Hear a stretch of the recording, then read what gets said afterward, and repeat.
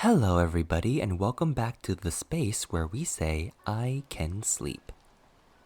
I hope you all are having a great summer so far and taking good care of yourselves. There's not really much more to say about that. It's been very chill for me. Do you guys have any summer plans? Please do let me know if you do, or if you don't, you can let me know what you guys have been up to, or if you plan to do anything. But as for this entry, as per usual, if you are enjoying these readings and would like for me to continue doing these readings, you can leave me likes, leave me comments, share my stuff, and follow me on my platforms like Spotify at iKenSleep, YouTube at iKenWin, TikTok at iKenWin, and Instagram at officially.iKenWin. Now let us start another ascension into Heaven Official's blessing. Chapter 18, The Villainous State Preceptor, Gilded Banquet Awash in Blood. Feng Xin was standing the closest to the two, and he looked at Shilian with unconcealed shock. Mu Qing's eyes were glimmering, however, and his restrained shock contained a faint underlying excitement. Shi Qingxuan laid Mingyi down and said, "Qinchu, did you make a mistake? If His Highness was the State Preceptor Feng Xin, why would it take you until now to recognize him?" Another voice rang out from the sidelines. "Qingxuan, you don't know? Legends say the State Preceptor Feng Xin was aloof, mysterious, and cold. He never showed his face in public and always wore a mask of silver. I'm sure His Highness Tai Hua must have never seen his face." The one who spoke had his arms crossed and stood on the sidelines. It was Pei Ming. The mere sight of him annoyed Shi Qingxuan, and he swung his whisk. "If that's the case, that means no one ever saw what the State Preceptor Feng Xin looked like. Why must General Pei make it sound like it's a sure thing that His Highness Xin Le is the State Preceptor Feng Xin?" When Shi Qingxuan and Shilian worked together, it was a ridiculous and hilarious affair. But in the heavenly court, they were composed, calm, and poised, very mindful of their demeanors.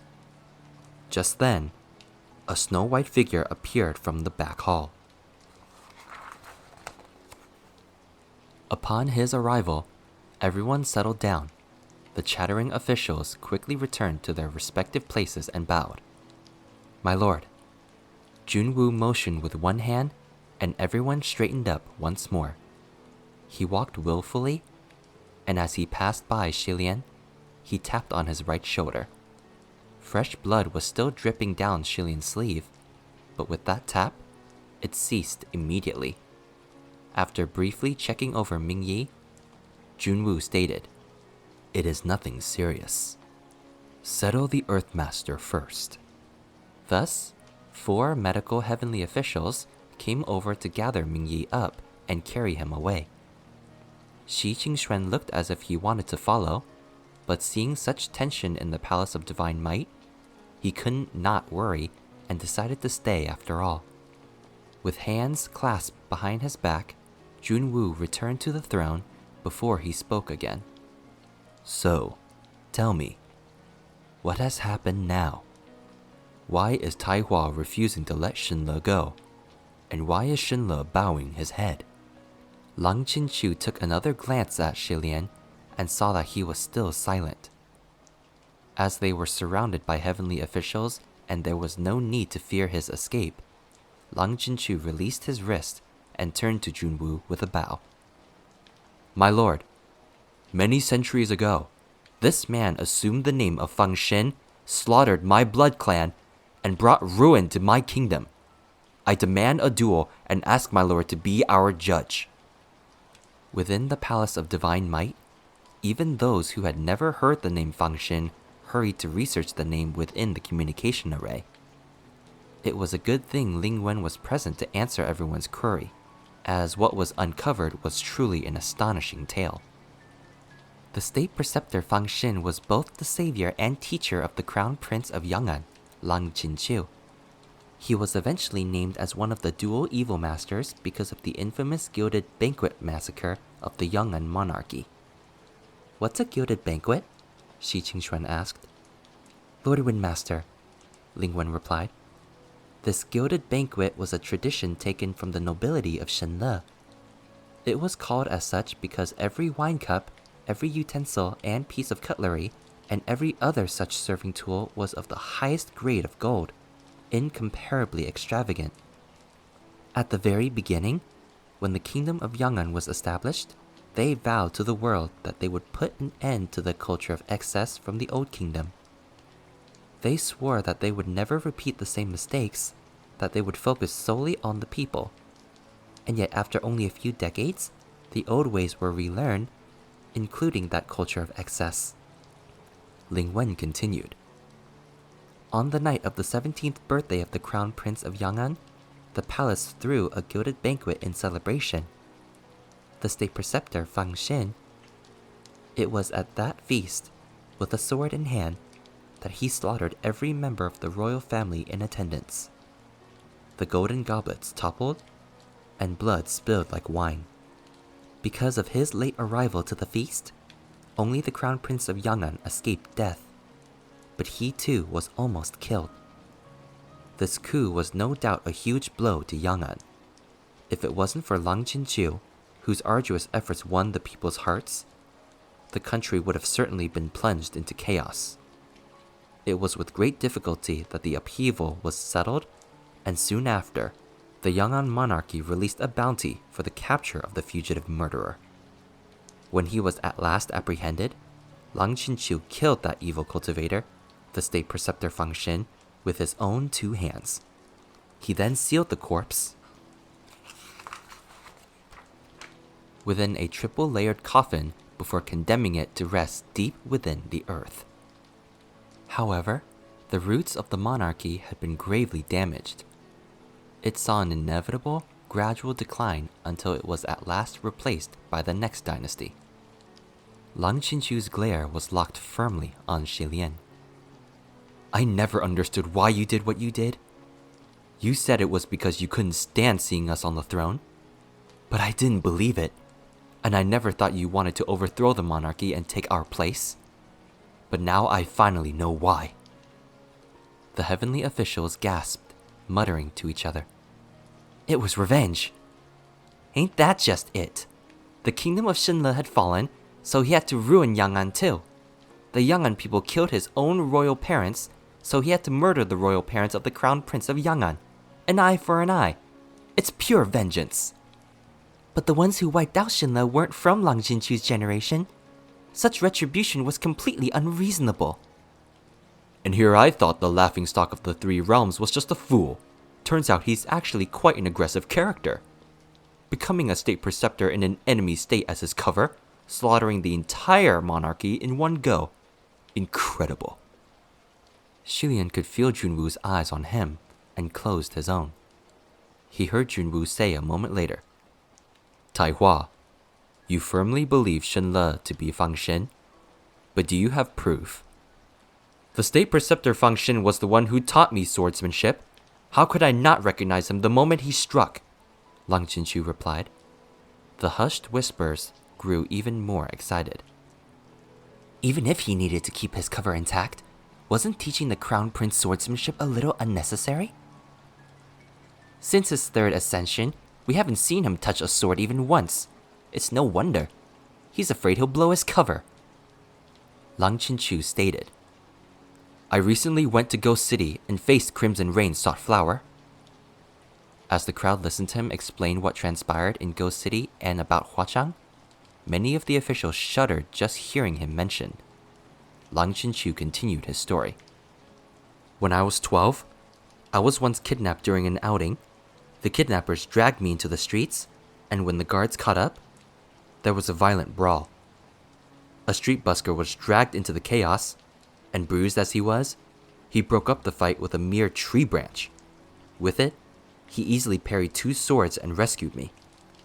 The kidnappers and the guards had all suffered grave injuries, and so it was this busker who helped me escape and escorted me all the way back to the palace. Out of immense gratitude, His Majesty my father and my mother the queen fervently tried to retain him and discovered his tremendous ability in swordsmanship. so he was ultimately invited to become our state preceptor. He taught me the art of the blade for 5 years, and I'm more than familiar with his style. How could I be mistaken? Your Highness Taihua, Mu Qing said quietly. You said yourself that what you saw was only a fleeting image. No one has confirmed it except you. Thus, these accusations are only by your word. Mu Qing's argument sounded like it was in Xilian's favor, but the truth was more complex than that. Mu Qing must have determined that Lang Chinchu was quite convinced of his take. On the evidence, and the more he doubted the truth, the more adamant Lang Chinchu would be to prove himself. This was not the least bit helpful to Xilian's situation. Sure enough, Lang Chinchu demanded of the crowd. Fine. Bring me a sword, please. There were many martial gods within the hall who carried swords, and hearing his call, a sword was immediately thrown in his direction. Lang Chinchu caught it and thrust it in front of Xilian. Take it. We'll duel right now, no holding back, using everything we've got. We'll see whether we have the same style and whether you taught me. Everyone thought demanding a duel in the Palace of Divine Might was insolent. But when they thought of the Gilded Banquet massacre and how a dignified crown prince's entire family was slaughtered in cold blood, they could understand his provocation. Xilian's injury was still on Shi Qingxuan's mind, and Shi Qingxuan tried to reason with Lang Chinchu. Chinchu, His Highness blocked that attack from Huachang for you and injured his right arm. How can he duel with you? Hearing this, Lang Chinchu suddenly reached out with his left hand and struck down heavily on his own right arm. There was a loud crack, and a mist of blood erupted from his right shoulder. Blood spurted profusely as the limb fell limp. Onlookers could see with no inspection that it was a severe injury, and everyone was shocked. Xilian was also taken aback. He finally lifted his eyes. What are you doing? Lord Windmaster is right, Lang Chinchu said. You did injure your arm saving me, and so I return an arm in kind. But just as it's true that you saved me, your murder of my clan is also the undeniable truth. I know of your dexterity and that you can use a sword in either hand without the slightest effect on your skills. We'll duel with our lefts. If you're a man, pick up the sword. Xilian looked at the sword, then looked at him. In the end, he shook his head slowly. I swore many years ago to never kill with the sword again. His words made Lang Chinchu remember that night, and the scene that greeted him when he arrived at the banquet.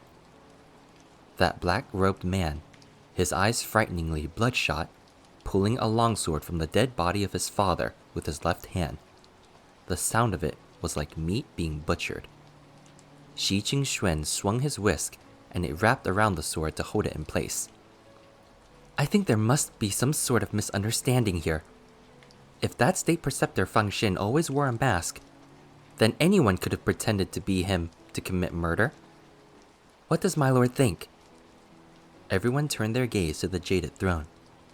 Shenle, Junwu spoke. Xilian bowed. Yes, my lord. Do you concede that Taihua's accusations are true? Junwu asked. I concede, Xilian replied. The I concede was uttered frostily, the complete opposite of Xilian's usual manner of speaking, and the faces of Feng Shen, Mu Qing, and Shi Qingxuan all changed colors. Junwu nodded. He then questioned further. The state preceptor Fang Shen who committed the Gilded Banquet massacre? Was that you? After a moment of silence, Xilian raised his head, his expression one of determination. That's right. It was me. His answer was loud and clear and left no opportunity to turn back. So you admit it? Good, Lang Chinchu said. As was previously explained, there were innumerable heavenly officials with mortal blood on their hands in the upper court. But truthfully, not many had their old blood debts escalate to this point. After all, most killed mortals didn't have descendants of Lang Qinchu's caliber in their families. Descendants who could demand justice from the murderer from the position of an esteemed heavenly official. Pei Shu was under the protection of General Pei, but in the end, he still couldn't escape exile. Xilian had no one to stand behind him. This would all depend on whether Junwu still valued his past affection towards Xilian, and whether the Emperor had the heart to protect him. Many still couldn't comprehend what sort of feelings Junwu held towards Xilian. During his first ascension, the Crown Prince of Shenle was of course treated with the utmost favor. But the two had a huge fight during his second ascension, and Xilian even stabbed Junwu a few times before he was defeated. This third ascension, the two had been at peace with each other, as if those past conflicts had been forgotten. Junwu had even built a brand new palace for Xilian, located in the nicest area of the heavenly capital. It was truly difficult to understand. Thus, countless pairs of ears perked up, waiting to hear what the Emperor would sentence Xilian. Unexpectedly, before Junwu had the chance to pass a verdict, Xilian spoke. "Shenle has a presumptuous request." "Speak," Junwu responded. "I humbly ask my lord to remove my godhood and banish me to the mortal realm," Xilian said. Some of the heavenly officials were shocked, and at the same time somewhat amazed. No one wanted to be banished after all. It wasn't easy to ascend, and to work so hard and climb so high only to plummet. Just thinking about it made one want to sigh in lament. There was simply no way they'd dare ask for banishment from Junwu so straightforwardly. At the same time, some of the other heavenly officials couldn't care less. In this sort of situation, it might be better to give up than to vehemently deny everything. Xilian had been banished twice already. A third time probably meant nothing to him. He should be used to it by now. Lang Qinchu, however, objected. "I don't need you to banish yourself. Ascension is based on ability alone. I only want a duel." "I don't want to fight you," Xilian said. "Why not?" Lang Qinchu shouted. "It's not like we've never fought before. Life or death, the outcome doesn't matter. Let's just put an end to this." Xilian said plainly. "No reason, but fight me, and you will surely die."